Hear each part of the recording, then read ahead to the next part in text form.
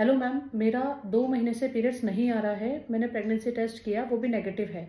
तो क्या ऐसा भी रह सकता है कि प्रेगनेंसी नहीं है और फिर भी पीरियड्स नहीं आ रहे हैं? आप प्लीज इस टॉपिक पर एक वीडियो बनाइए मेरे लिए। तो मेरी एक बहुत क्यूट सी फॉलोअर ने एक क्वेश्चन पूछा है कि मैडम मेंसेस नहीं आ रहे हैं, प्रेगनेंसी टेस्ट नेगेटिव है, क्या करना चाहिए? एक ऐसी स्थिति जिसमें पेशेंट्स को पीरियड्स नहीं आते हैं, प्रेगनेंसी टेस्ट किया, वो भी नेगेटिव है, इस कंडीशन को बोलते हैं एमेन्यूरिया। एमेन्यूरिया कब बोला जाता है? जब या तो मेंसेस स्टार्ट ही नहीं हुए हों या फिर पहले पीरियड्स आ चुके हों और पिछले 3 महीने से पीरियड्स आना बंद है। इस कंडीशन को हम बोलते हैं एमेन्यूरिया। एमेन्यूरिया 2 तरह से रह सकता है, एक तो प्राइमरी एमेन्यूरिया और एक सेकेंडरी एमेन्यूरिया। प्राइमरी एमेन्यूरिया कब बोलेंगे? जब लड़की 15 साल से ऊपर की हो चुकी है और उसको मेंसेस अभी तक स्टार्ट ही नहीं हुए हों। और सेकेंडरी एमेन्यूरिया जब बोलते हैं जब मेंसेस स्टार्ट हो चुके हों या किसी रीजन से 3 महीने से पीरियड्स नहीं आ रहे हों। रीजन क्या क्या हो सकते हैं एमेन्यूरिया के? नंबर 1 रीजन में आता है हार्मोनल चेंजेस, जैसे कि पेशेंट को या तो पीसीओडी हो या प्रोलैक्टिन लेवल हार्मोन बढ़ा हुआ हो या थायराइड लेवल बढ़ा हुआ या कम हो, हाइपोथायराइडिज्म या हाइपोथायराइडिज्म। इन तीनों ही कंडीशन में पीरियड्स पेशेंट को नहीं आते हैं। इन सभी कंडीशन में मेंसेस पेशेंट को इरेगुलर से आते हैं। अगला कारण है स्ट्रक्चरल प्रॉब्लम, जैसे कि महिला के शरीर की बनावट में ही चेंजेस हों, जैसे यूट्रस, वेजाइना,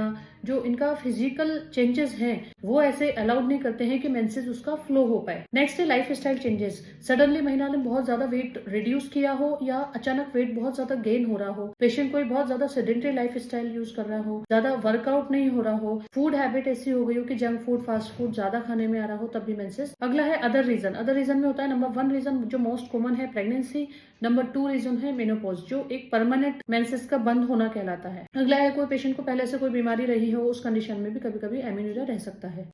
अब आता है पेशेंट को क्या क्या सिम्टम्स रह सकते हैं। सिम्टम्स में नंबर 1 आता है मोस्ट कॉमन के पीरियड्स बंद हो जाएगा।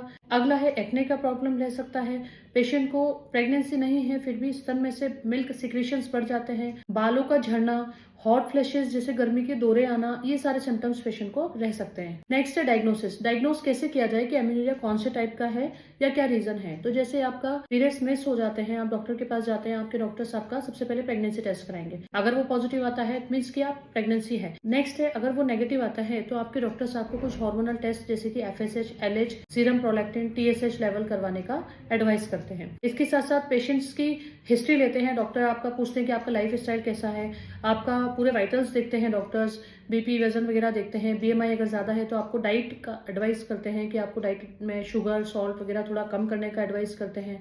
फैमिली हिस्ट्री लेते हैं कि परिवार में और किसी को भी हिस्ट्री रही है ऐसी। नेक्स्ट है इमेजिंग टेस्टिंग। इमेजिंग टेस्टिंग में आपको PCOD रूल आउट करने के लिए आपके डॉक्टर्स अल्ट्रासाउंड यानी सोनोग्राफी एडवाइस कर सकते हैं। और last but not the least आपके डॉक्टर्स आपको सिचुएशन के अनुसार कोई बड़ी जांच हो जैसे कि लेप्रोस्कोपी, एंडोमेट्रियल बायोप्सी का भी एडवाइस कर सकते हैं। नेक्स्ट बारी आती है ट्रीटमेंट की। अगर एमेन्यूरिया रहता है तो आपको क्या ट्रीटमेंट एडवाइस करेंगे आपके डॉक्टर्स? नंबर 1 है लाइफ स्टाइल चेंजेस बोलेंगे।